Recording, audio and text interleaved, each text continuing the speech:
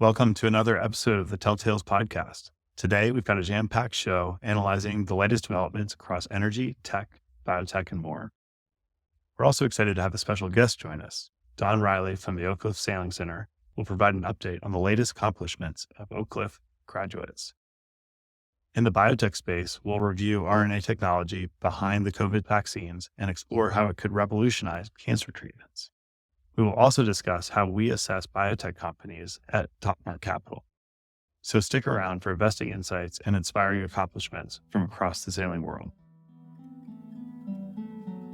Welcome to Telltales, an investing podcast hosted by Hunt Lawrence, Jason Wallace, and Mike Nicoletti. Each week, we discuss topics ranging from geopolitics and macroeconomics to energy and technology. You can sign up for our newsletter at telltales.us. That's TELLTALES.us for additional data and content you can use to follow along. The following conversation is intended for informational purposes only.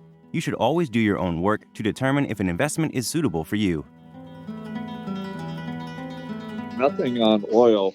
I do recommend, for those of you who have access to the Financial Times, the print edition this morning had a really good article on the issue of Saudi Arabia holding back 3 million barrels a day and the possibility that they might change their mind at some point. I think it almost sounded as though it was coming from a press agent for the Saudis. So I think they're making a point to Russia and the other OPEC countries who are not honoring their commitments to reduce production below what they can produce any given day or week. On natural gas, the weather has been too warm. The gas price has begun to bounce a little bit. I think it's in anticipation of not quite so warm weather. Also, the production levels are holding around 102 and a half, which is better than, we're predicting 104 for this year. The other thing on Exhibit B is we've redone the LNG feed gas. It's a little better. And so if you see in that production demand table, the storage change is a positive 3 billion a day, which is an impossibly high number. There's only 4 trillion of storage, so 3 billion a day is like a trillion a year. But it definitely goes down if these production numbers will hold 104 in 24 and 106 in 25. It goes from over 3 in 23 to around 2 in 24 and down to break even in 25. That should get gas better. No comment on the cash flow statement for the U.S. government. They have come up with about half of the 12 appropriation bills. We're already halfway through the fiscal year, but they are passing those, so they will make their next deadline, which I think is the end of this week. And they have to get the defense budget and some of the others done by next Friday. So there is some progress.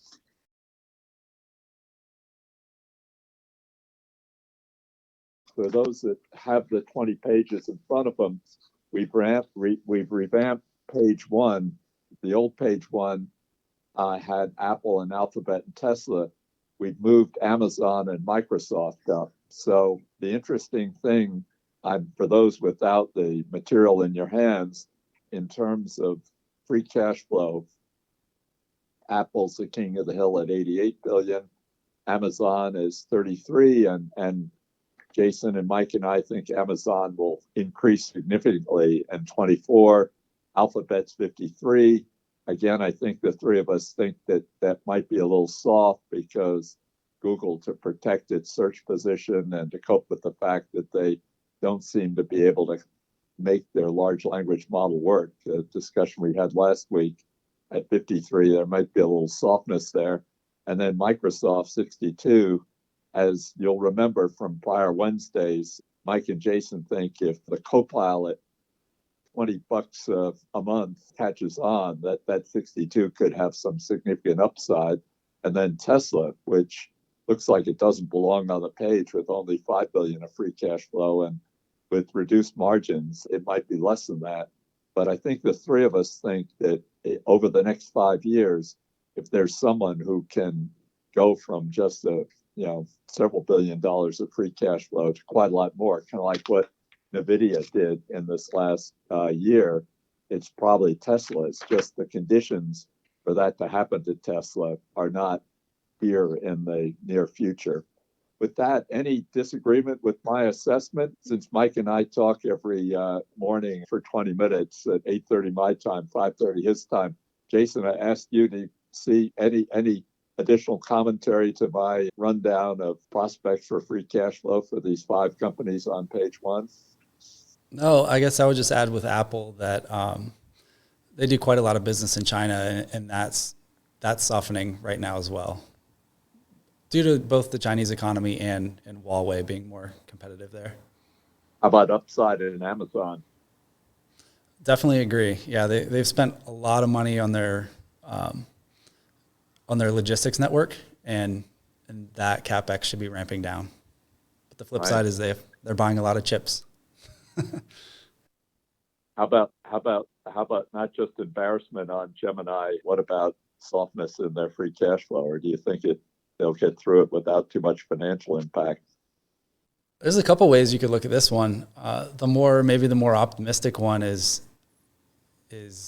one of Google's founders comes back in, takes control of the company, trims a lot of the fat. There's been some interesting articles written in the last week that I guess even insiders, the employees at the company, think that half of the employees there could be laid off, and you see no impact to the business. So there's a lot of waste, and we've talked about it in the past, especially during COVID, they were just hiring as many people as they could just to secure the talent in case they needed it in the future. We're in a place now where we probably don't need it, and they haven't really cut too many in the headcount. So they could do a lot more to make their business much more efficient. Right.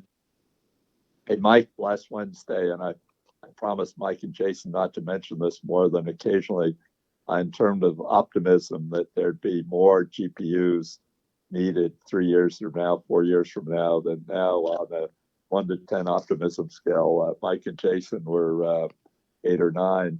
One of the ways to test that is, how do you think the Copilot product for Microsoft is going? Mike, do you think it's going to make a significant impact on? It's pretty hard to make impact on free cash flow of $62 billion, but how do you think it'll go this year and into next year? Yeah, we're hoping that by the end of this year, we start seeing some pretty significant traction in the uptake of that product.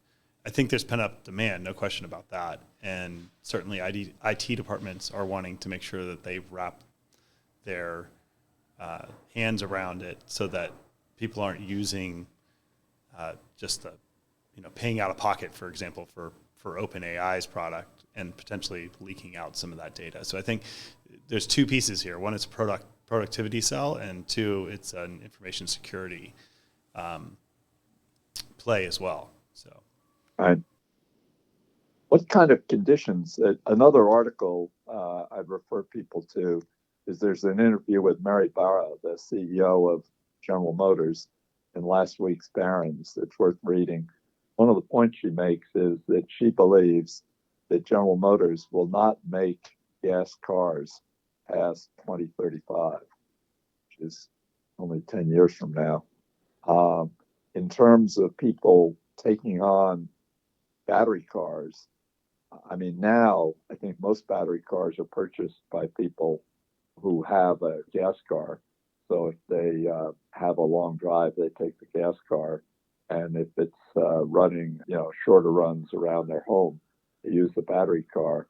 The point Mary Barra was making is that if you can get the cost of a battery car down in the 40,000 range, and if it has 300 miles of range, she thinks that battery cars will take market share from gas cars, and that will permit GM to kind of swear off making gas cars by 10 years from now. Mike, Jason, is that way too optimistic an assessment? Or maybe another way to put it, rather than commenting on her assessment, if that were true, do you think that kind of market would get Tesla so it would compete with these other companies where it would have 20 billion of cash flow on its way to 30 or 40? Well, okay, so a couple of big things there. Usually these predictions, that especially coming from a company, are always too short. The timeline for General Motors to go all electric is got to be a longer timeline than 2030. 2035, she said. Yeah, I'd still say that's probably too long, or not long enough. That the flip side is how does the consumer think about an EV? I think broadly speaking, you could say that if it's cheaper on a total cost of ownership basis, that's one reason why a consumer may prefer it. In the case of transitioning to something that requires changing habits, which an EV does, it should also be cheaper and better in some way. And that's where I think I would be worried for GM in their ability to not just create a vehicle, but also a better user experience for the owner of said vehicle. That's also why we kind of think Tesla is probably the best and only well-positioned U.S. automaker to do this. It's going to require a significant amount of software to do this right. And we've seen what Tesla's been able to do already with the autopilot, the first version of it. Now the latest version of it's getting very good reviews. Those are going to be the things that people will pay extra money for. And maybe the base platform of the car is a base $25,000 model, but once you get all the extra features and autopilots and all the other software related things to it, it could be quite a bit more expensive. And I always felt like cars are going to move more to like a iPhone, Samsung kind of market where most of them are going to be based around the same platform. So kind of see how that plays out. But my concern with GM is they have the challenge of, one, building an EV, two, making it better than a Tesla, and three, developing competency that they don't have any competency to begin with. So it's an uphill battle, I think. Yeah. I'll take the case of if it does happen, Tesla's in a great spot. So the thing that's overlooked a lot is the charging infrastructure. And Tesla, being the first mover, has a big advantage there. And a lot of I don't know if GM is, but a lot of the auto manufacturers are going to their charging port on the actual car. So if Tesla is essentially the charging infrastructure for all automobiles in the U.S., and maybe they license that out to, what would be, I don't know, we call them gas stations now, whatever we'll call them in the future. They're going to they'll see the revenue from that business line increase dramatically. Okay. Before we dig into healthcare, we've got a special segment for you from Don Riley at the Oakcliff Sailing Center. For those of you that know me, Oakcliff was a transformational experience, not just for me as a sailor, but also because it got me started down the path of investing. So here's Don. Hi, I'm Dawn with Oakcliff Sailing, and we're happy to be part of our graduate, Mike Nicoletti's podcast. He's right here on the supporter board. Recently, we've been reaching out to all of our graduates, 436 of them so far. They're doing amazing things, and we're sending out newsletters to the different groups to update their data. And every time I send out an email, I get another response of great things that they're doing. We have Rebecca, who is in Lanzarote with the RC44s. Of course, we have 5 people on the American Magic team. We have Mark Towell and Charlie Enright, who won the ocean race. And there's a lot of other things. Small world. Lena, the French acorn, who won a contest in Windcheck magazine, is now rowing across the Pacific with Liz Wardley, who was the last skipper of Maiden when Maiden was here. So it's this small universe that we are connecting, and we're really happy to be part of this podcast, and we'll be giving you weekly updates. Thanks, Don. We're looking forward to the future updates. Now let's dig into how we think about investing in healthcare and biotech. Right. we spent so much time on AI last week, got lots of kudos from doing it. Like to spend the rest of our time on healthcare. And Mike and Jason have taken a page out of us energy investors in deciding how to look at investing in healthcare companies. So, Mike or Jason, why don't you lead off? Basically, well, just let me introduce it. The well-run oil and gas companies spend only half their cash flow and expect to have unit production growth of 5 or 10%, which is really very, very, very good performance for the upstream business. And Mike and Jason, they're kind of complementary to us energy people for thinking that they can use that kind of a methodology for managing risk and reward in the smallish companies that are developing new medicine. So over to you guys for the rest of the time. I'll interject if I think I can add anything. Yeah, so exactly, that's a good lead in, and what we look for in healthcare companies is probably different than most managers in the sector do look for. So just the four high level ones is we expect to see growing free cash flow, a competitive moat. They should be innovating in a segment of the market that has been stagnant, and we can kind of dive into that in some of our investments here. And then, as Hunt said, the ability to finance that innovation and R&D out of free cash flow, and ideally, they only need half their free cash flow. So if you're looking at Vertex on page 15 of the memo, you'll see they've done $9.9 billion in revenue, and that brings down $3.1 billion in free cash flow. Looking up a few lines, R&D is also $3.1 billion. So this is the perfect example of what Hunt was talking about. If they didn't invest in R&D, it would double their free cash flow. So this hits that 50% metric spot on. Looking at innovation in a segment of the market that's been stagnant, we're seeing that with their new non-opioid pain treatment. So opioids have been in use for decades now. They're all generics, and we haven't had a good way to treat pain that's non-addictive. So it ticks that box. Competitive moat.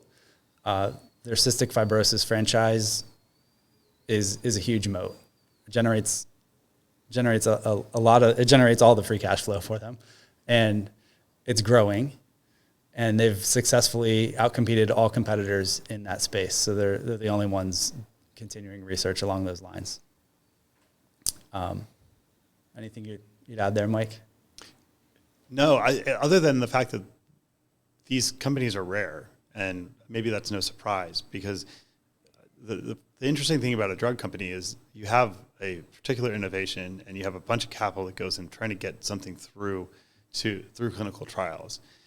The decision set thereafter is not straightforward, right? Because the investors that are early in on a early stage biotech, they have a much different risk profile than someone that's looking to take cash flows. However, just because a company has been successful bringing one drug to market does not mean that they should also be successful in bringing another one to market. So using the cash generated by a particular drug just to plow it into new research isn't necessarily the right decision. And so we think the happy medium is basically treating it the same way an oil and gas exploration company is. If you can spend half your cash flow and continue to grow revenues, then that's a huge win. There's a handful of companies we run into that have also, instead of developing it in-house, they've licensed some of their own technology out. So they have sort of these, you could think of it as a call option on ongoing research, but not having to finance it out of their own free cash flow. So that's the main thing I'd add. Yeah. And I'd add, none of the research is guaranteed, obviously, to make it to market. So that's why we have the requirement that they're innovating in a space that hasn't been innovated in quite a while. which provides them significant upside if they're successful. And all of these, the goal of these rules, right, is to make sure we have large upside if things go right, and then limited downside if things go wrong. Which is hard to come by in biotech. Exactly. Yeah. It's hard to come to in energy too. So. Yeah. Yeah. And LNTH does things a little differently, because if you look over at their column, their R&D number is quite small, but they've in-licensed a lot of their drugs. So they made an acquisition to get Pylarify.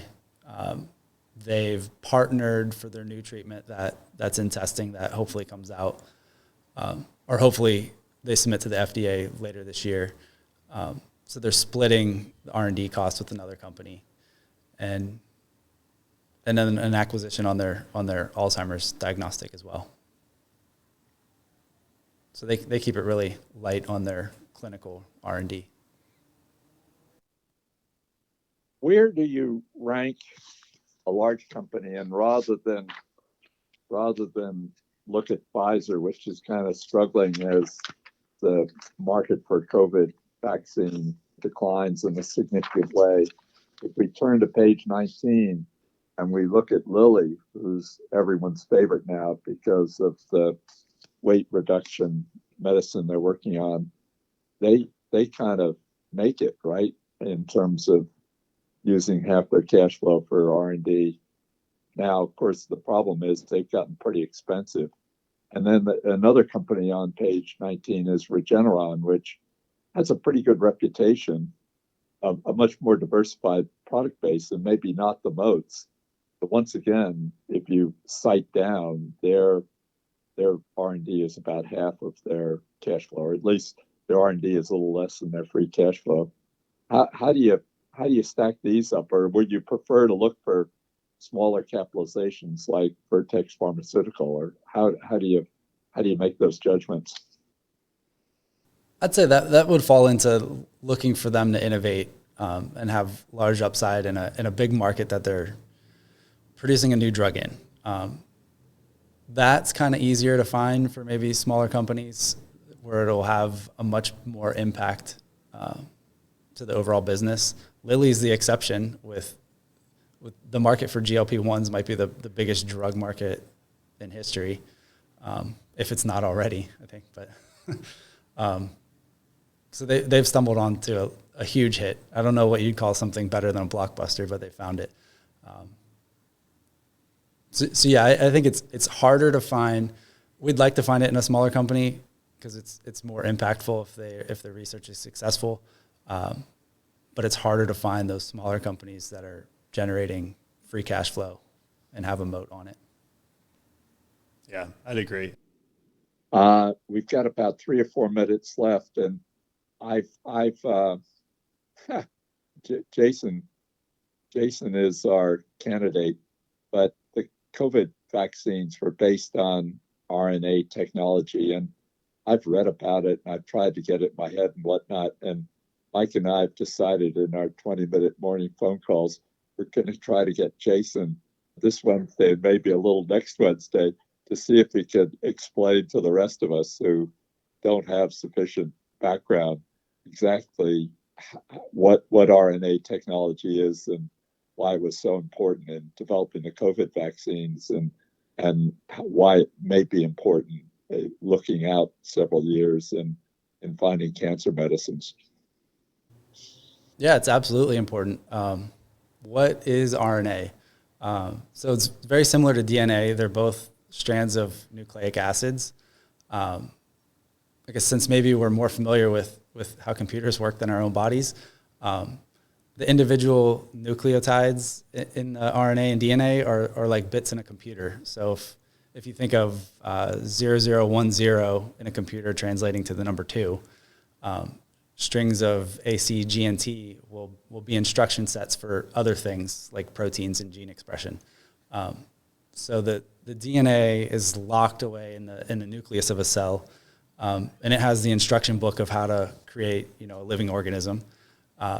But those instructions need to be put to work somehow. So the RNA, that's where RNA comes in, and it's a transcription of parts of the DNA that then gets carried to other portions of the cell to carry out cellular function. So primarily it's instructions to create proteins. So it's encoding different genes from the DNA, the instructions on how to create proteins, taking that to other the factory in the cell, and telling it, hey, create these proteins. And then those go and, have, I don't know how many, an infinite number of functions within our body. So as it applies to the vaccines and why it's important, the COVID vaccine and these future cancer vaccines, that makes me think of a paper I read a few years ago called "Your Body is a Bioreactor." So I don't know if you can Google that and find the paper, but essentially we're inserting these RNA instructions into our body, telling it to create proteins, so similar to the bioreactor, having some biochemical reaction and creating a compound or what have you. Our bodies are doing that based on the RNA that we've injected into us. So these are instructions that our DNA doesn't already encode. We're telling our body to make something with, usually the goal is to trigger our immune response, our immune system to do something. So in COVID's case, it primed our immune system to be able to attack this virus we haven't seen before. And now with cancer vaccines, we're telling our immune system that, hey, you should be attacking these cancer cells that otherwise you're ignoring. So that's why it's hugely important. And I did that in 2 minutes? Very good. Very good. Very good. It's going to take a while for the rest of us to catch on. What I suggest is the next few Wednesdays, we spend at least the last 10 or 15 minutes on healthcare. And if the industry or individual companies in the industry come up with these ways of medicine for cancer, I mean, that would rival or maybe even exceed the reason Vertex Pharmaceuticals so attractive, because it would be a non-opioid solution to pain. And I thought Jason and Mike's answers on Regeneron and Lilly is, good investments, but without the upside. And I guess one of the things you look for upside is medicines that treat really difficult things like cancer. Is that a fair way to look? You find a medicine and there are not that many people who need the medicine. It isn't going to have the same upside as though you'd have millions or hundreds of millions of people that need the medicine.